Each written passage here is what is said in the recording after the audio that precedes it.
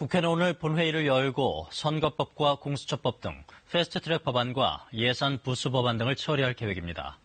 하지만 한국당을 제외한 4+1 협의체에서 마련된 선거법과 공수처법 합의안 상정을 두고 여야의 충돌이 예상됩니다. 국회 연결합니다. 이채영 기자, 본회의가 개최됐습니까? 네, 아직 열리지 않았습니다. 문희상 국회의장은 오늘 저녁 7시 국회 본회의를 소집했는데요. 의결 정족수가 다 되지 않아 아직 개의는 하지 않았습니다.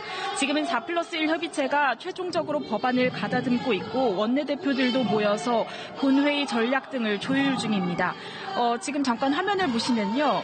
국회 본회의장 로텐더홀을 보고 계신데요. 황교안 대표와 심재철 원내대표를 비롯한 한국당 의원들이 본회의장 출입문 앞을 막아서면서 민주당 의원들의 본회의장 입장을 막으려 하고 있습니다. 이 본회의장에 입장하려는 민주당 의원들이 고성을 지르면서 현재 대치하고 있는 것으로 현장에 나가 있는 취재기자가 전해왔는데요. 오늘 본회의에선 예산 부수법안과 민생법안을 비롯해 선거법 개정안과 공수처법 등 검찰개혁 법안이 일괄 상정됩니다.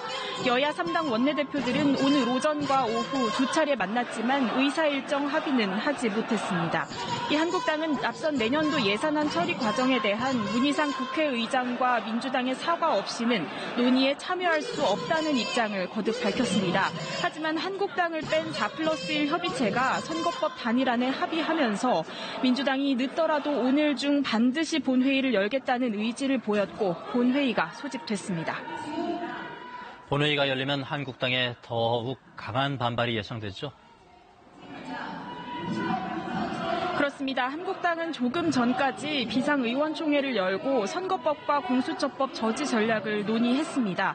본회의가 열리게 되면 당초 계획했던 필리버스터를 비롯한 모든 수단을 지금 보시는 것처럼 총동원할 걸로 보이는데요. 일단 필리버스터를 할 수 없는 예산 부수법안을 제외한 모든 안건에 필리버스터를 신청하고 예산 부수법안 20건에 대한 수정안 300여 건을 제출할 것으로 전해졌습니다.